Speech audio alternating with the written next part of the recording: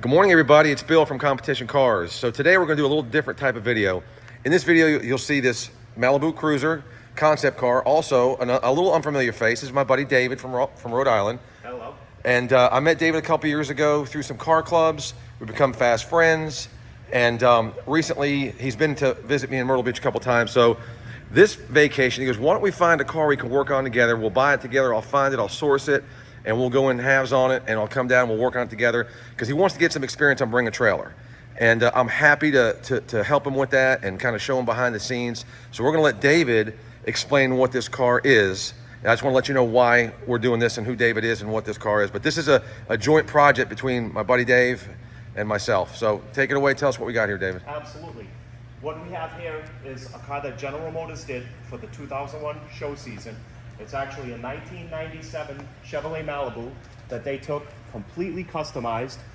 This fantastic radiant color, BASF custom mixed the color. They call it Sublime Lime Green.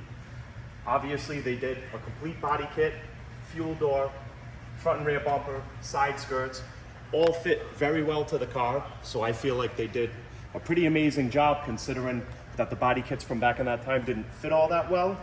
19-inch. I'm going to try to say this right, Mia Amelia wheels, which were very popular at the time, big money, actually made in Italy. Stainless steel Brake Corporation brakes, rear polished and chromed calipers, front polished calipers. Again, everything on this car at the time was huge money to do. Aerodyne 5300 series turbocharger, polished intake. They punched out the engine from a 3.1 to a 3.5. The car is in pretty much the exact condition as it is when it was done for 2001, and that's what Bill and I both thought was pretty cool about the car, is that it survived all these years. Custom carbon fiber inlay on the trunk. I mean, they really spared no expense when they built this car.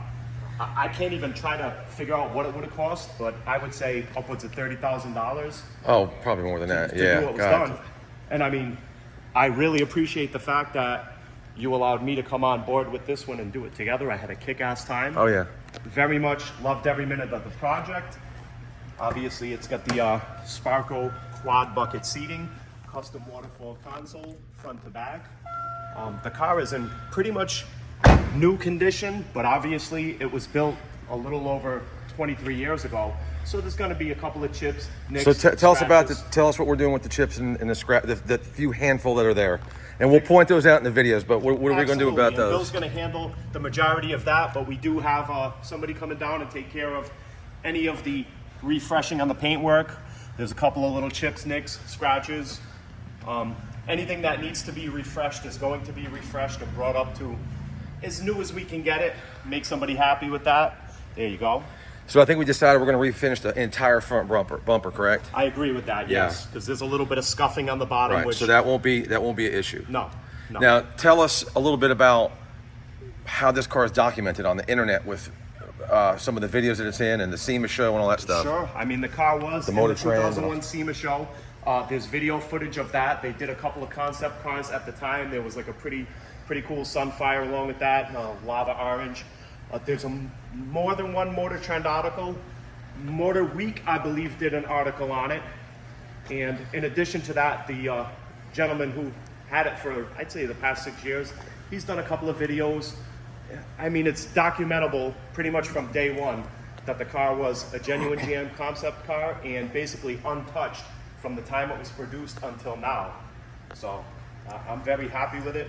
I found it because a buddy of mine put it up and said, hey, look at this cool car. And I felt like enough time has gone by to where it deserved a second shot in front of the public to get some attention. Exactly. Yeah, we both thought it was pretty cool, and I had an absolute blast working on it with you, Bill. Yeah, so that's the story, guys. Like I said, remember that smiling face right there? Yeah. He's going to be doing some more cars on Bring a Trailer. He's been into cars like I have for many years, and like I said, we've been getting to know each other over the last 2.5 years or so. And he's like, man, I want to do Bring a Trailer, and because I want the ins and outs of it. So I said, you know what? We'll go in half on a car, and we'll work on it together, and I'll let him get involved and get him some experience. And listen, guys, you know how picky I am and how transparent I am. I would not ever team up with another person that wasn't like-minded like myself as far as, you know, what he looks for, the quality of product he wants to put out. So David's a good dude. Like I said, we're doing this together. And one other thing, David, we forgot to mention is this car was also on the front cover of Hot Compact Import magazine. Yes, I think it was. well, I remember what year, but we have the magazine. So this car is very well documented, as David said. We're gonna have fun with it. It's gonna go on Bring a Trailer.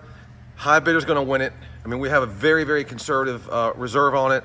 But, and I told David, I said that here's how this works.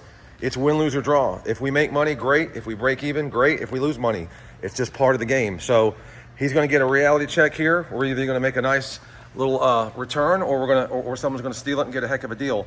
But where do you find something like this? Where do you get a car that slipped through the cracks? Normally, and I'll say this in some other videos, normally these concept cars or these experimental cars, as they're VIN tagged from factories, they get crushed or they get put up in the museum, never to get in the hands of the general public.